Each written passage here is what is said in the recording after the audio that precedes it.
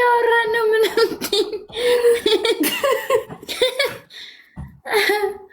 ወይኔ እናቴ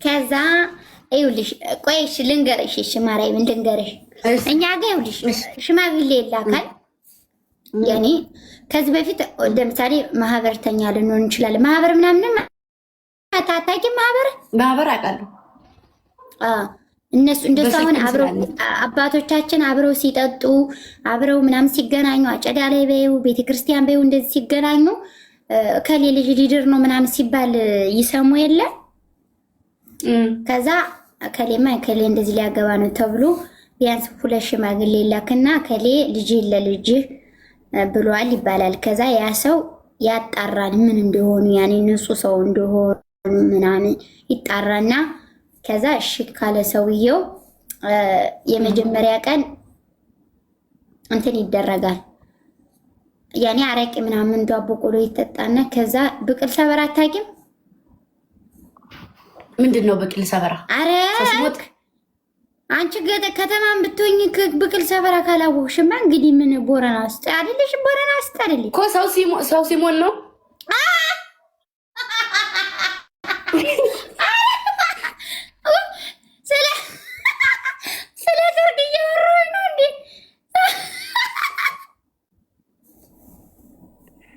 ብቅል ሰበራ ምንድነውና እንዴ አው እኮ አው ይኸው ሰው ሲሞን ነው አሉ እዚህም አው ጌታና ዝም በያቸው እነሱን ገብርኤል አውቆ ነው የሚሆን ምን ማለት ነው ስለ ሰርግ እያወሩ ሰው ሲሞት ምትይ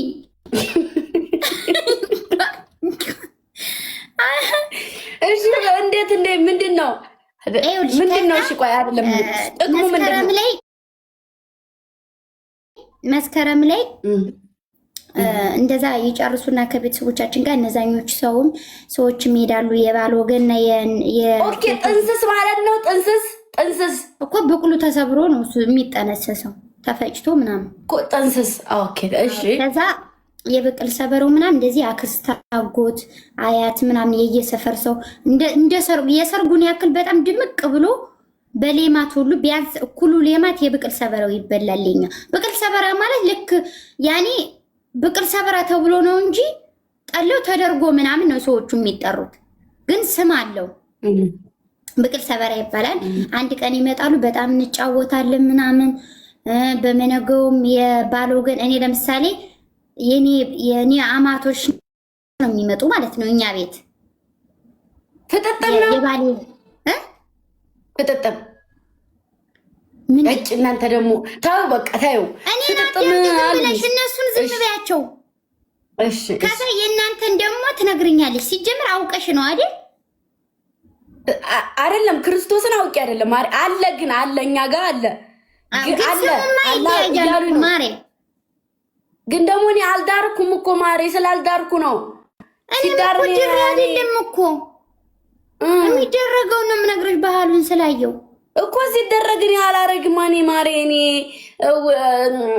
ከሞፈርና ቀንበር ቢዚ ቀለኛል አሁን ካወራሹ ነገር እኔ ስለሌላ ስለ በቅል ሰበራ ስለምናምን አላውቅም ማጫ እሺ ከዛ ቀጥይ እኔ እነሱ ልተዋቸው ቀጥይ እሺ አለ ይኸው እዚህ ጋር አሁን እኮ አለ ይኸውልሽ ለምሳሌ ብቅል ሰበራ የምንለው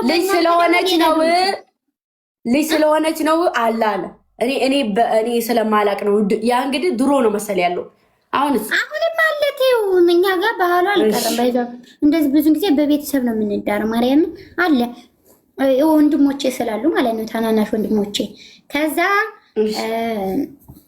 አይሆ ቢኒን ጠይቅ እንደው መዘው የሰፈረ እንደው ዝም ብሎ ብድግ አድርጎ ወስድ እኔ አሁን አንድ አክስት ነበረ ግን እሷ በተክሊል ስለሆነ ያገባየው አባቴ የዳራት አክስት ነበረች ግን ትልልቅ ሰው ይመጡ ከዛ ታስተናገዱ ከዛ ተጠነሰሰ ከዛ ወሰዳት